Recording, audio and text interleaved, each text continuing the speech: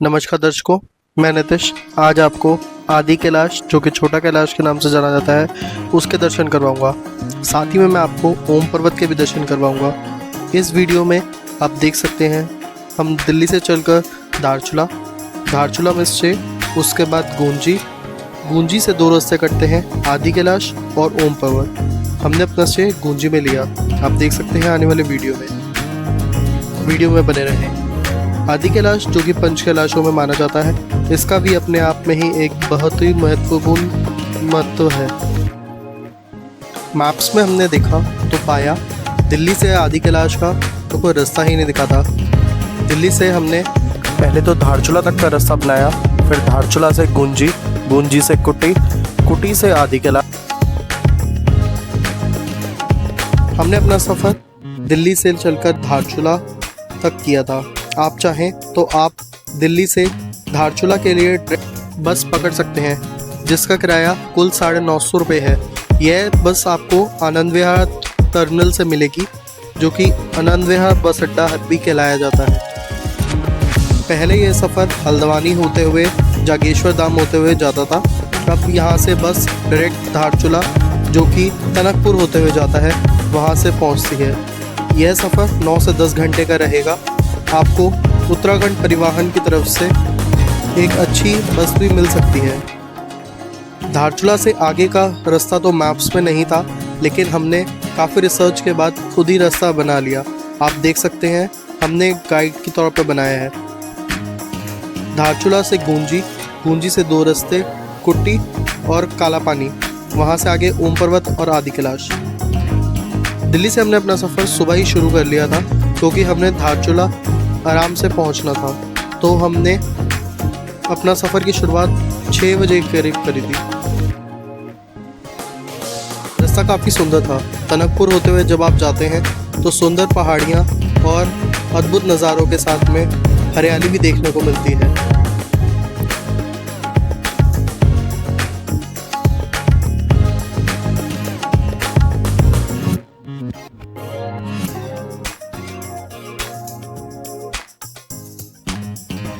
हम रुकते रुकाते रास्ते में एंजॉय करते हुए गए थे, तो हमें धारचूला पहुंचते हुए रात हो गई थी। अगले दिन सुबह उठकर हमने अपने लोकल टैक्सीज, परमिट्स और गूंजी के स्टे के बारे में पता किया। आप देख सकते हैं ये वहाँ का लोकल बाज़ार है। साइड में जितनी गाड़ियाँ लगी हुई हैं ये सब टैक्सीज़ हैं। और भूलिएगा मत, यहाँ रोड पे गाड़ी खड़ने पे जुर्माना 1500 रुपये है। यह रास्ता आप जो देख रहे हैं यह मेडिकल सर्विस की तरफ जाता है, जहाँ पे आपका मेडिकल सर्टिफिकेट बनता है। जिस एक मेन बात तो बताना ही भूल गया, जितने भी डॉक्यूमेंट्स आप कैरी करेंगे वो सब ओरिजिनल्स होने चाहिए और पासपोर्ट।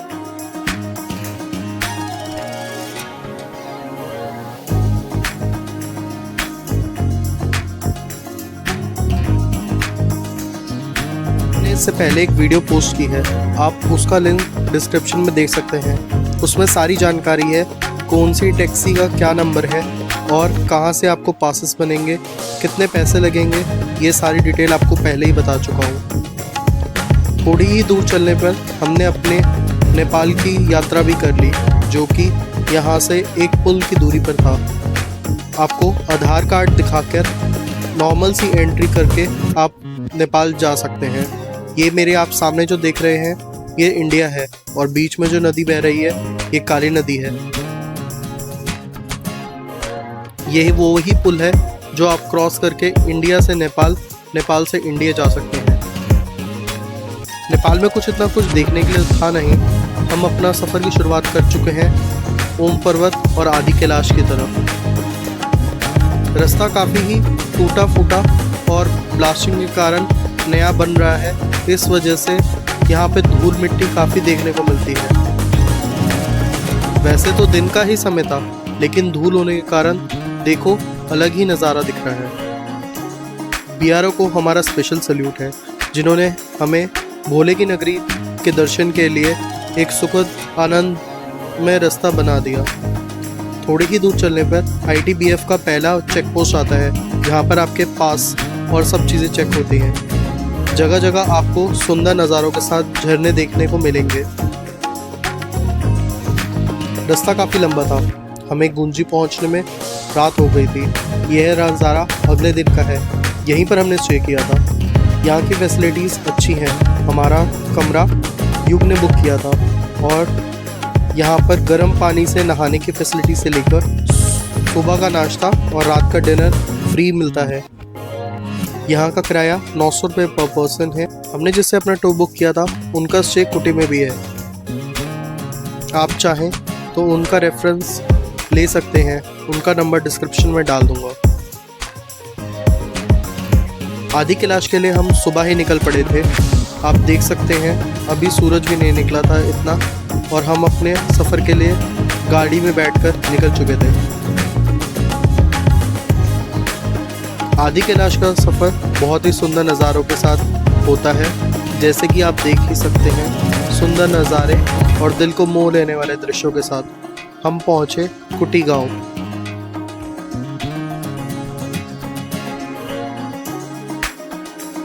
कुटी गांव का रहस्य कुछ इस प्रकार है। पांडवों की माताजी का नाम कुंती था, तो समय के रहते यह नाम कुटी के नाम से जाना जाता है। यह जो आप मेरे सामने देख रहे हैं यह पांडवों का किला माना जाता था। समय के रहते यह अब टूट चुका है, सिर्फ कुछ अवशेष ही रह गए हैं। जगह जगह आपको ऐसे ग्लेशियर देखने को मिलेंगे जिनसे पानी बहता और जोलिंगकोंग में आपको बेसिकली नदी में जाके मिल जाता है।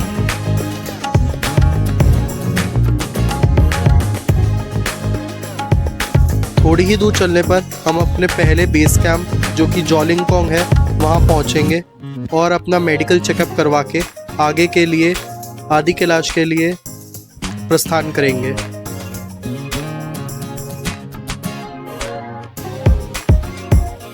थोड़ी ही दूर चलने पर हमें पंच पांडवों के पर्वत के दर्शन हुए।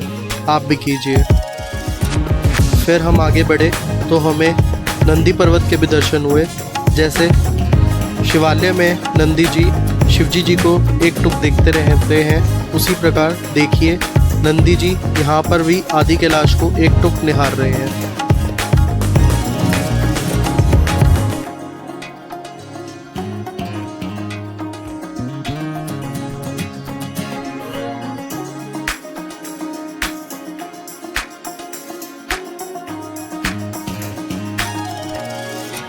जोलीकोंग से पार्वती कुंड का रास्ता कुल 3 किलोमीटर का है, लेकिन हाई एल्टीट्यूड होने के कारण आप आराम से ही जाएं।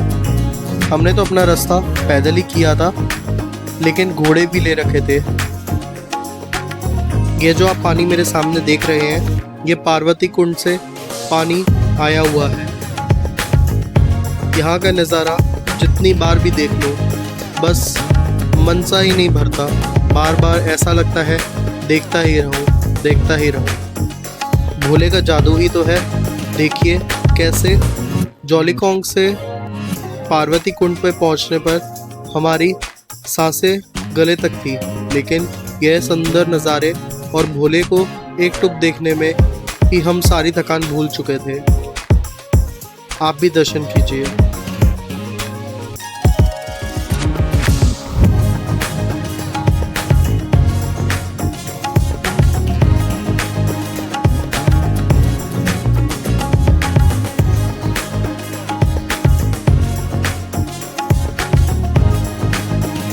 आइए आप भी दर्शन कीजिए हमारे भोले के। नमो पार्वती।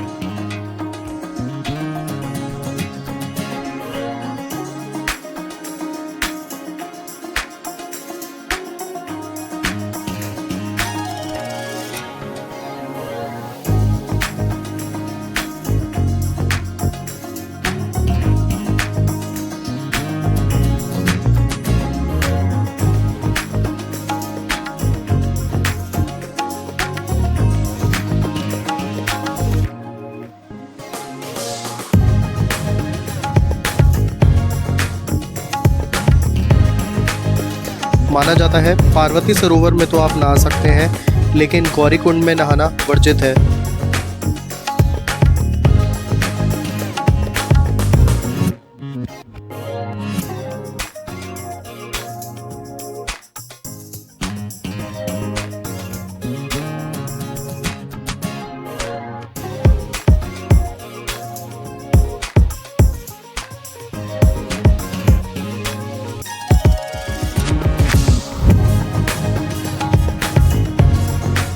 कुछ देर बैठने के बाद हमें हमारे घोड़े वाले ने अर्धनारेश्वर और पार्वती मुकुट के भी दर्शन करवाए।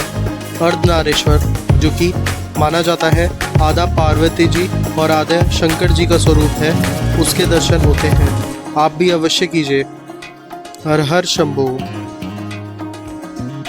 इस वातावरण में अलग ही शांति है। देखिए कितना सुंदर कलकल करता हुआ पानी और मन को मोह लेने वाला दृश्य है भोले की नगरी में।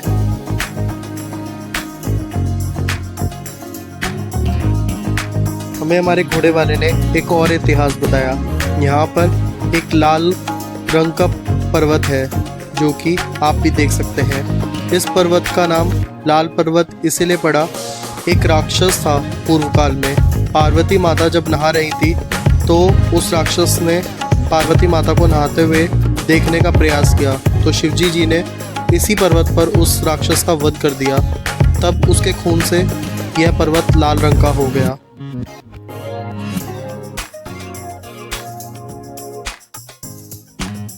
सुंदर नज़ारों को अपने दिल में बसाकर हम अपने अगले पड़ाव भीम की खेती की तरफ निकल पड़े।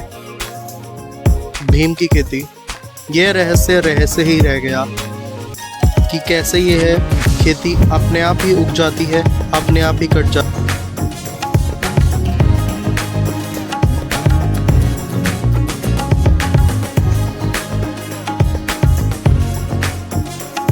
भीम की खेती से गौरीकुंड का सफ़र कुछ 1 से 1.5 घंटे में हो जाता है। रास्ता काफ़ी ख़राब है तो आपको थोड़ा आराम से पैर रख के चलना पड़ेगा। गौरीकुंड पहुंचते ही आपको एक बोर्ड नज़र आएगा जिसमें साफ लिखा गया है यहाँ पर नहाना वर्जित है। तो आप यहाँ पे जल के छींटे ज़रूर ले सकते हैं लेकिन नहाना बिल्कुल वर्जित है। गौरीकुंड से वापस लौटकर हम जोलिंगकोंग थोड़ी देर आराम किया और अपना खाना खाया। थोड़ी देर आराम करने के बाद हमने सैटेलाइट द्वारा अपने घर पे फ़ोन किया। आप भी चाहें तो यह सुविधा पेड है। भोले को अपने आँखों और दिलों में बसाकर हम अपने अगली मंजिल ओम पर्वत के लिए निकल पड़े।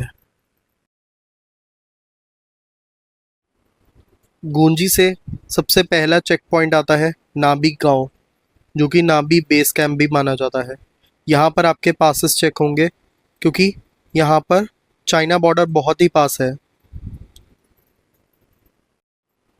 बेस कैंप से ही आपको नाग पर्वत के दर्शन अगर हुए तभी आपको ऊपर ओम पर्वत के दर्शन होंगे। हमें तो थोड़ी ही दूर पे नाग पर्वत के दर्शन हो गए थे, तभी हमें ऊपर ओम पर्वत के भी दर्शन थोड़े बहुत क्लाउडी में ही दर्शन हुए थे, लेकिन थोड़ी देर बाद हमें क्लियर दर्शन भी हो गए थे। देखिए यह सुंदर नज़ारा। नासा ने भी माना है कि स्पेस में यह तरंगे सुनाई दी हैं जिनमें कि ओम की ध्वनि है। आप भी सुनिए।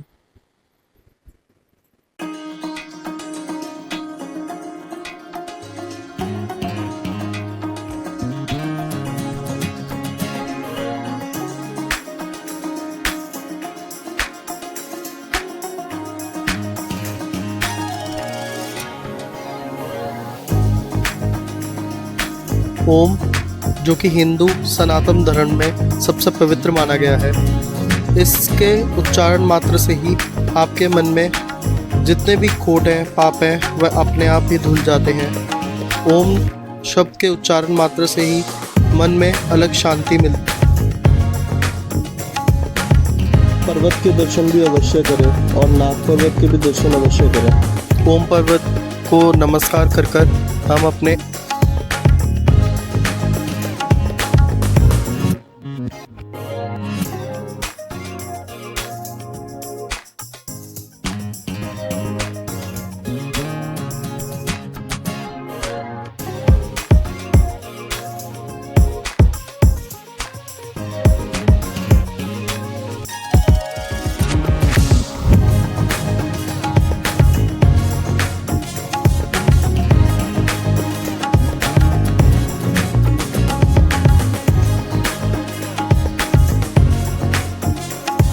काली मंदिर, यह स्थान काली नदी का उद्गम स्थान भी है क्योंकि यहाँ पर काली माता के चरणों से ही एक नदी का प्रवाह शुरू होता है। आप भी देख सकते हैं, यह सुंदर नज़ारा है। यह मंदिर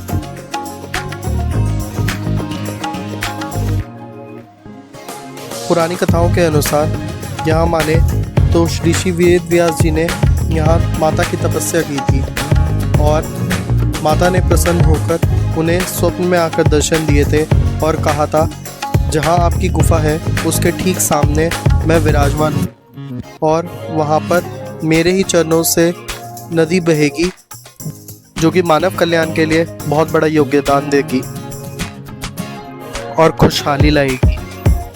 यह नदी पवित्र मानी जाती है कि स्थानीय निवासी यहाँ पर अस्थि विसर्जन और अपने पूर्वजों की याद में सफ़ेद वस्त्र बांध के जाते हैं। आप भी दर्शन कीजिए माँ काली के। जय माँ भद्रकाली।